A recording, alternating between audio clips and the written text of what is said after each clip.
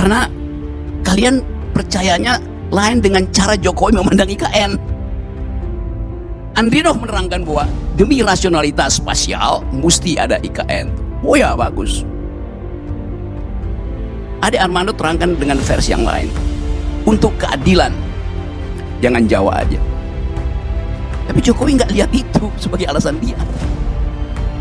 Dia lihat itu adalah menara Babel buat dia.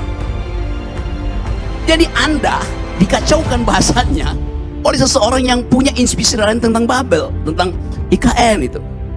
Ya, lanjut lagi ya cerita-cerita itu. Satu waktu saya tanya pada Pak JK itu, Pak JK, gimana ceritanya sih kok ada IKN? Kata Pak JK, dukun aja nggak bisa jawab. Hanya Pak JK ini karena JK udah pernah ngomong ke saya. Satu waktu saya bercakap-cakap lagi dengan Sultan Hamengkubuwono yang kemudian pakai baju menolak bala. Dia nggak ngerti apa yang ada di situ selain cerita mistik. Jadi yang Anda sebut rasional itu bagi Jokowi bukan itu yang dia maksud. Artinya dia menunggangi kedunguan kalian. Di mana-mana kita lihat beberapa proyek urban skala besar itu mengalami pembengkakan biaya 2, 3 sampai 4 kali lipat gitu. Ada beberapa studi kasus seperti misalnya di Brasilia, di Brazil, lalu kemudian di di Mesir ya, mereka membangun ibu kota baru dan beberapa kota yang lain yang dibangun oleh Cina gitu. Sejumlah pakar menilai ibu kota Nusantara di Kalimantan Timur bisa terancam menjadi kota mati.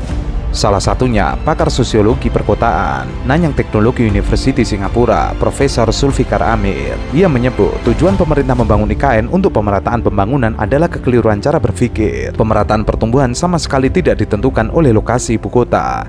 Ia mencontohkan negara adidaya seperti Amerika Serikat dengan ibu kota Washington DC yang ada di pantai timur, tetapi justru California yang berada jauh dari ibu kota adalah negara bagian yang paling kaya. Sementara negara bagian yang paling miskin justru West Virginia yang dekat dengan ibu kota, yaitu hanya 2 jam dari Washington DC.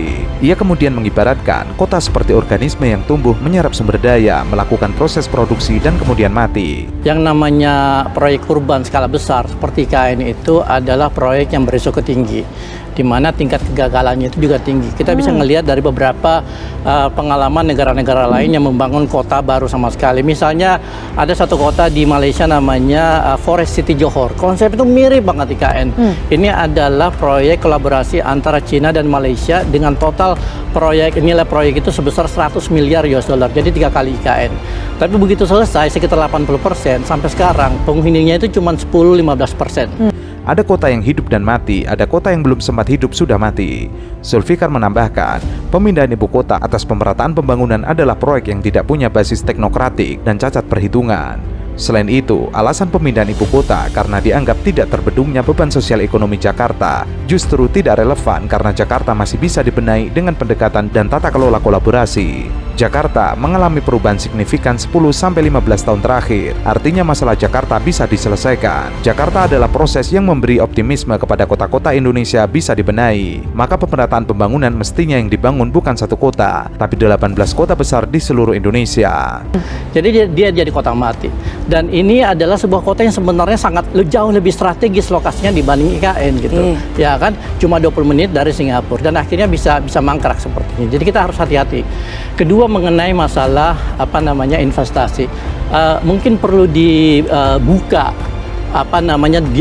datanya secara lebih transparan, apakah itu benar-benar investasi atau kontrak di mana mereka datang membangun sesuatu lalu kemudian dibayar oleh pemerintah. Jadi kita harus jelas gitu kategorinya yang mana.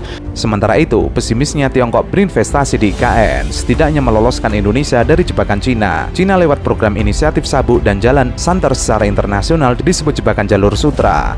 Beberapa negara telah terjebak utang Cina, seperti Mesir, terkait pemindahan ibu kota baru negara ini. Zulfikar menambahkan, inisiatif sendiri terus dilobi oleh Presiden Jokowi lewat pertemuan berulang kali dengan Presiden Cina Xi Jinping di Beijing, ibu kota Cina. Hanya saja upaya itu tidak berhasil. Cina melihat bahwa IKN Nusantara tidak menjanjikan, alias tidak menguntungkan, karena lokasinya terisolasi dari keramaian.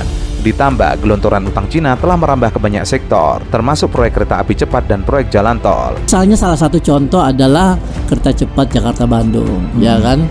di mana proyek ini itu diputuskan tanpa pertimbangan yang matang, tanpa perhitungan yang cermat, tanpa studi-studi yang benar-benar valid sebelum kemudian pemerintah mengatakan oke, kita butuh kereta cepat untuk meningkatkan kesejahteraan dan pertumbuhan ekonomi masyarakat gitu.